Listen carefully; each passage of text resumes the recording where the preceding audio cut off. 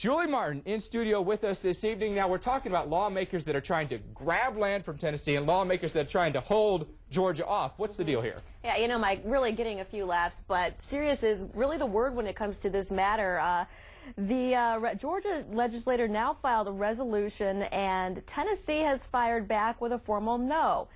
This attempt to get a land grab could be landlocked, at least for now. Tucked away in the wilderness, this stone marking the border between Georgia, Tennessee, and Alabama isn't the most impressive landmark, but it is becoming one of the most debated. University of Georgia professor James Kamak set the stone back in 1818, figuring it was the 35th parallel. Trouble is, using crude equipment, he was off by about a mile, and that mile could make all the difference for thirsty lawmakers in North Georgia. Kamak did it. He set the stone exactly right with the equipment and the tables he had to work with. Georgia accepted it for the longest time. It never went to the Georgia legislature. The border between the two states is the 35th parallel. That was the border when Georgia was joined with the other 12 states to create the United States of America. There's a number of reasons that we ought to make sure that the border of the state is correct. But yes, working out a water sharing plan for the Tennessee River is one of them.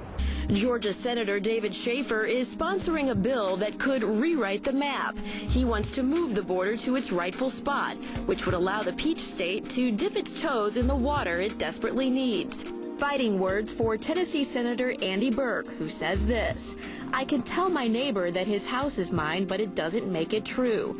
Georgia should be looking at responsible water use and land development planning rather than irresponsible land grabs." The measure would impact a number of communities lining 74 miles of the Tennessee border. I don't do that kind of business. I don't go out and look for some kind of technicality that could possibly render a decision that would be beneficial to me. Howell Moss is mayor of Marion County, Tennessee, home to about 27,000. For him, a border move threatens tax dollars and something else.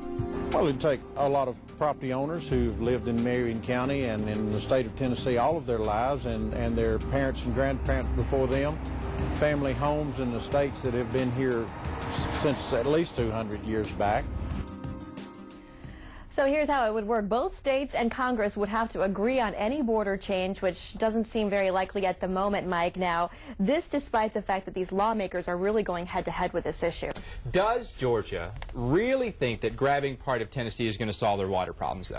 They really don't. They still believe there are other plans and sources needed. The question is, what are those plans and where are those sources? So that's still to be determined. But also another interesting point, some areas of the Georgia-Tennessee border actually share water already. So I think they're going to take this pretty much the whole way. But they want some for Atlanta, don't they? They sure do. And, you know, the river there is about 15 times the amount of water that the Chattahoochee has coming into Atlanta. So there you go. They like to grab some from the Tennessee River. Julie, thank you very much. Interesting stuff. Well,